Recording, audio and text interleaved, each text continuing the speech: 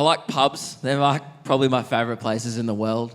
Because you see stuff at pubs you would never see anywhere else. I saw the best thing I've ever seen in my life at a pub like 2 years ago. Haven't stopped thinking about it since. Best thing I've ever seen. And when I say the thing, some of you might be like, Luke, are you sure that's a good thing? Trust me, it was awesome.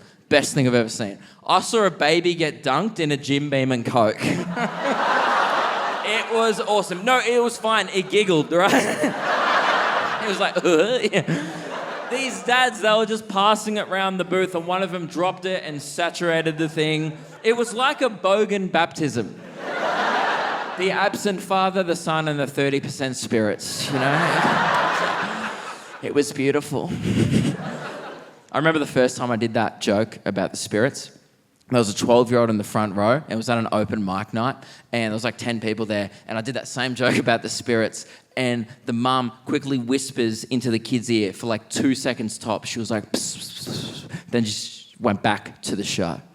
And I was like, just 2 seconds, real quick, in and out, 2 seconds tops. And I was like, oh, did you just explain that Jim Beam was a spirit? Because I probably wouldn't have known that when I was 12. And she was like, oh, no. I explained religion. And I was like, holy shit. I think we can all agree that is quite a broad concept to condense into 2 seconds. What did she say? She just leant in and was like, oh, there's a book, it's a whole thing. Yeah. So kind of as a joke, I guess, to the kid, I was like, so what do you reckon, mate? Now do you reckon you understand the inner workings of worship, belief, and conflicting ideologies in every single culture all around the world throughout thousands of years and the construct of a super overarching power? And he was just like, well, yes, you just explained it to me. And I was like, I wish you would have been fucking donked. I was so angry, man.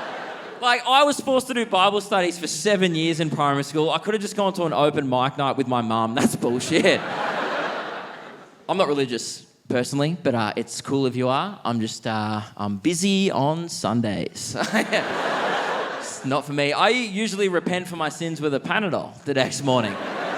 But I grew up around a lot of religious people, like my whole childhood, a lot of Christians, and some of the best people I've ever met, a lot of family friends. And when I was a kid, our family used to hang out with theirs, but we were the only family that wasn't religious at all. So the other kids just couldn't fathom that I wasn't religious. They'd come up to me and be like, wait, so you've never read the Bible?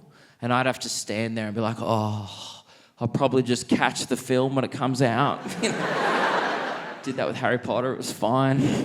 And I did what any kid asks, to try and make friends, because we didn't have much in common. I was like, do you like Harry Potter?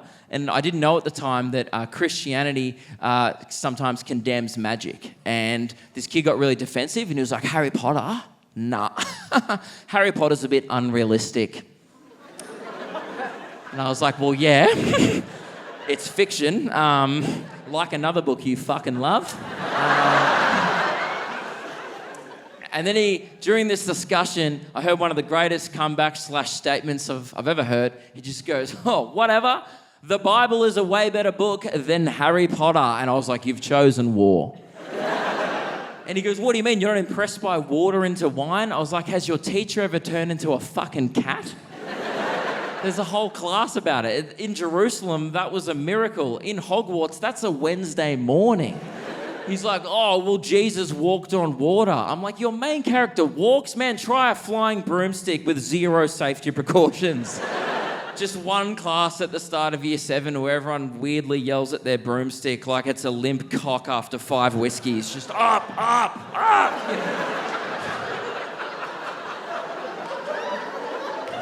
feel like I've just ruined the Philosopher's Stone for a large majority of you.